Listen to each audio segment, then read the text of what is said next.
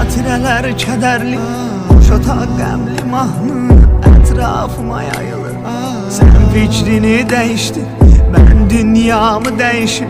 Bu intihar sevgidə kimin günahı sayılır? Dahi gözlərim həsrət dolu, yaş dolu, qurban olum ya Rəbbim. Onu bəlalardan qoru, bir sevən öz sevdiyini tərk edərmiş, gedərmiş. Hər sevgiyə namərd kimi xəyanətlər edərmiş.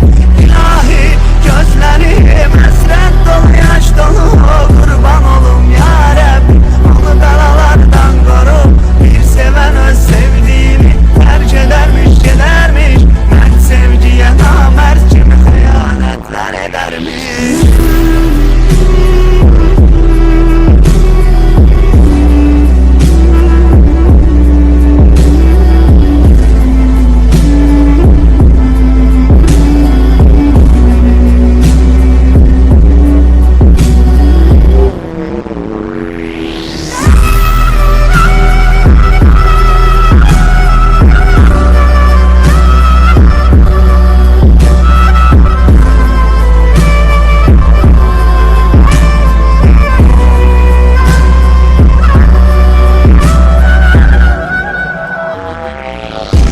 Qismətlə, duyğularımla İsrail'in nəfəsi sevdamıza sarıldı. Səninlə bir xəyallar qurduğum o məkanda, təkcə sənin vağzalın ucala ucala